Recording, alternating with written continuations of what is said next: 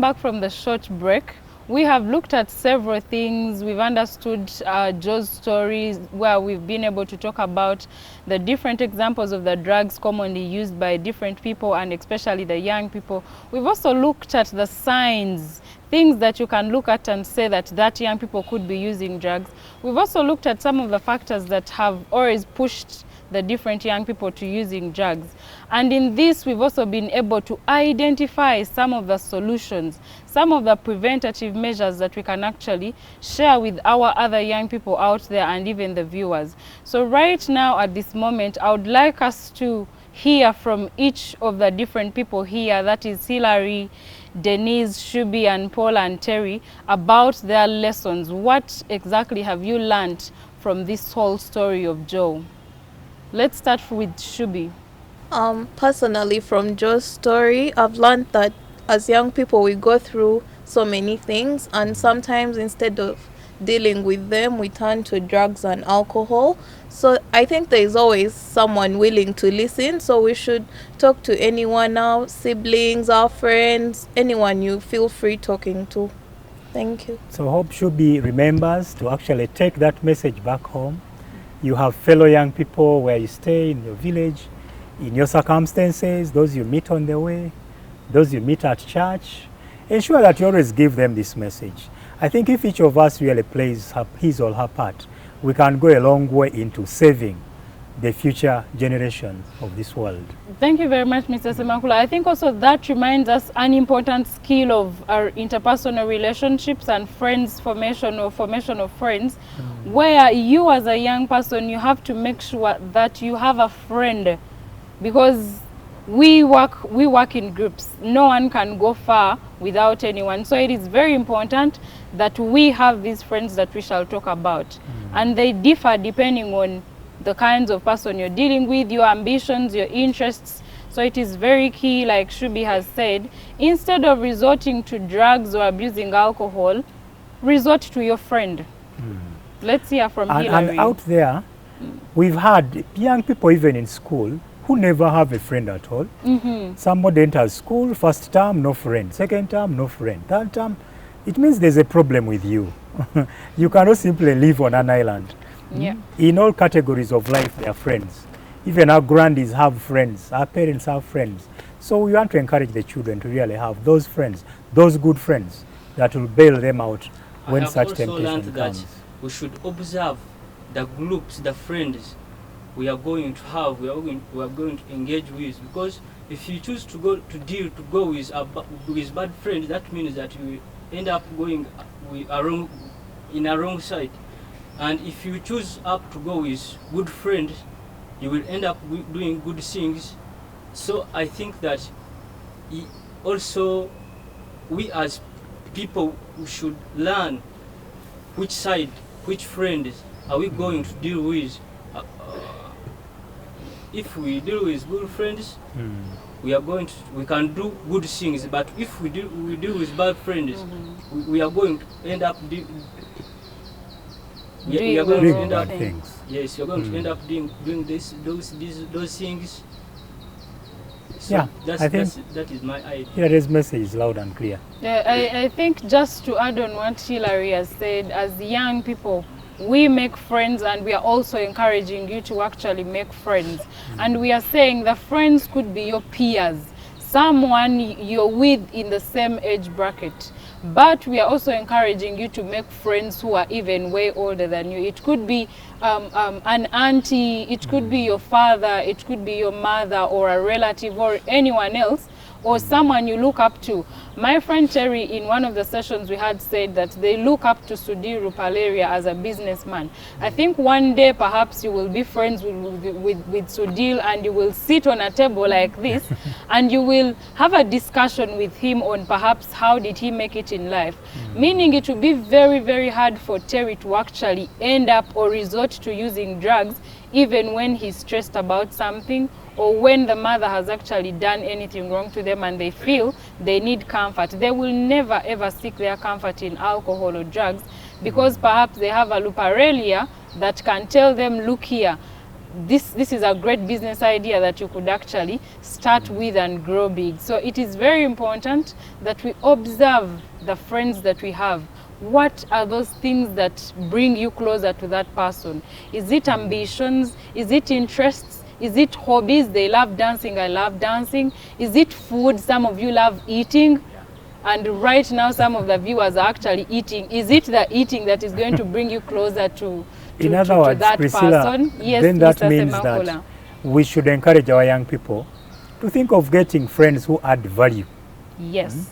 What is it I'm picking from this friend? If it is academic, I'm weak in math, is he better in history? Can he build me?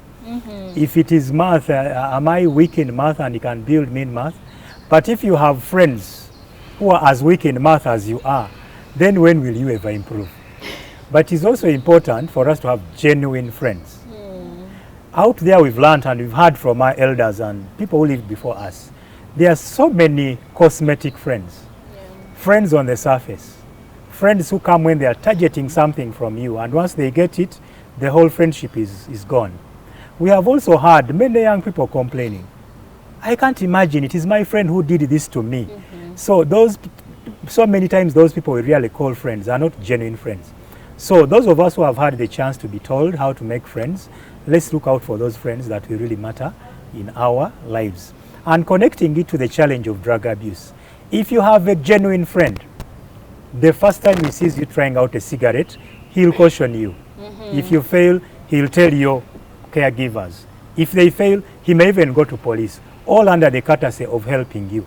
But one who does not mind about you will definitely end up doing his own things. Thank you very much. So we also note that it is very important to caution all the messages or the information we receive from our fellow peers.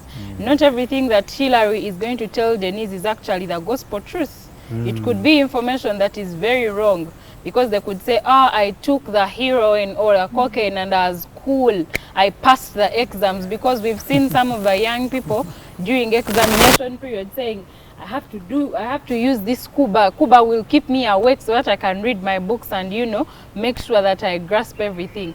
But we've also seen them actually sleeping in the examination rooms or actually failing. Meaning you're going to distort your brain, you're not going to allow your body rest and regenerate more thoughts and more ideas that could actually build you as as a young person that is transiting to adulthood. Let us hear from Denise. First and foremost, I think we should all have self-drive, because if you do not drive yourself towards a positive thinking and a positive direction, you're going to end up going down the path and there is no coming back. Once you start, you've started, and if you don't have someone to talk to or someone to help you out, you're going to end up doing drugs, ending up in rehab and such things. So personally, I think we should have self-drive, and I also think we should be there for our friends.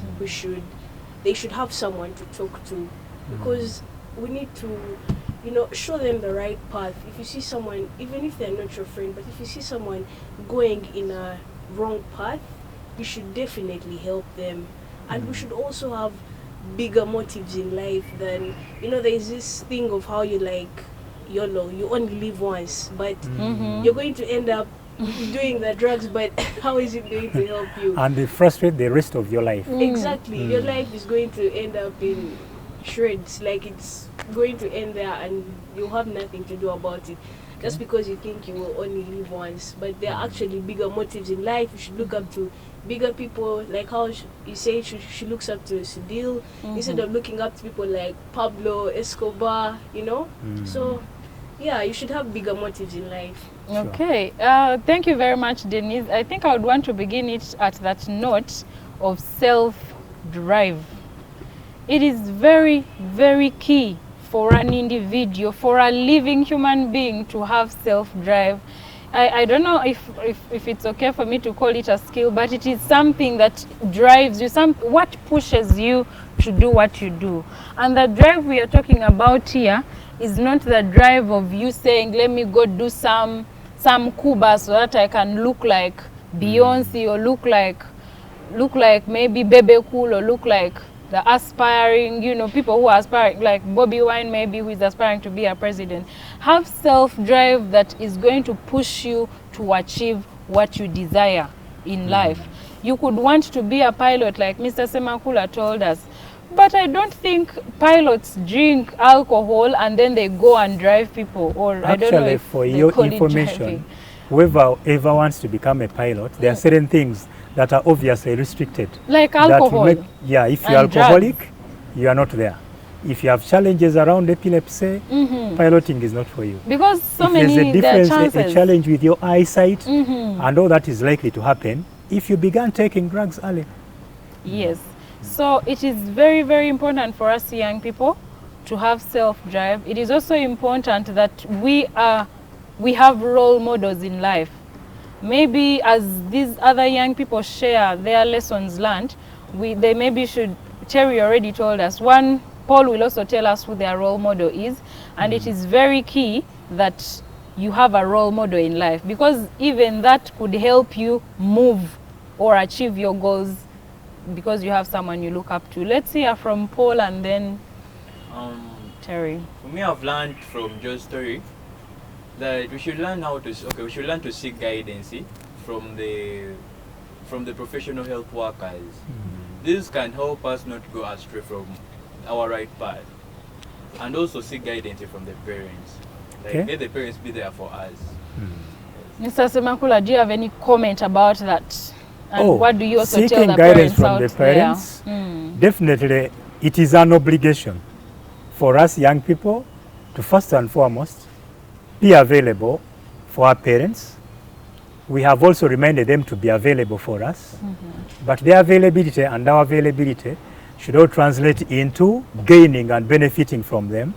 We shouldn't always simply seek, how do you call it, the stuff you take at school, the grab and whatever, pocket money.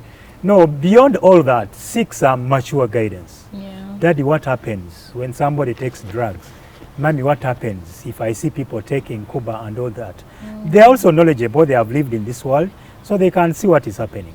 But generally about the parents and ladies and gentlemen viewing us, I'm also a parent myself. I'm blessed with 3 very handsome boys, and I see how they behave as adolescents. But one thing I've learned over the times is that if we really want to show that we love these children, we should be there for them. This love of just buying them chips and burger and that other stuff also has its challenges. But being there for them means that we are there to see how they develop mentally, how they develop psychologically, how they behave in public, whom they play with, whom they interact with, what do they do as they interact. There's a tendency of us assuming that the adolescent children are now a little independent. They have grown a bit, maybe they know what they want. But children are children. You think they know what they want, but once they get into their peer group, they get the excitement. We have had instances, even on media, of very serious parents and political leaders from this country who have regretted at the moment when their children, actually there's one whose name I may not mention, but I attended a burial of one famous politician who at the death of his son actually publicly apologized. And his apology was that, I'm sorry, I didn't have time for my family. All the time I was here doing campaign, attending to political business, moving out from other businesses abroad. And so the son now took on different funny friends. The son took on drugs. The son took on so many other habits. And the son really completely got wasted until such a time when the son died. So look at this moment when you as a parent are also beginning to regret that you didn't do your part. That is where I want to appeal to you, dear viewers, those parents out there, the love, yes, we need the love, we need to provide, but we also need to ensure that the children we love so much become useful citizens of the future by securing them. Okay, The thank government you keeps telling us about the 2040 dream, that Uganda wants to become one of those countries that are self-sustaining and so on. And so getting there requires all that. Thank you very much, Mr. Semakula. I think in the 2 minutes we have, let's hear from Terry, and then I will wrap up the session. Okay, what I've learned from Joe's story, that parents should be a little strict on their children, Because when we see Joe's parents used to give him a lot of freedom. I won't say that freedom is bad, but at least you get to know where your son is going, where your daughter is going, what who like they are going with, where they're going to spend their time, so that you get to know whom they interact with, and yeah, they'll not end up like, and you guide them on what's right and wrong. Thank you, our viewers. Thank you for watching us. I hope everyone has picked something from our session of drug, alcohol, and substance abuse. And our key message out of this is we should never start any alcohol or drug and substance abuse. Bye-bye. Bye-bye.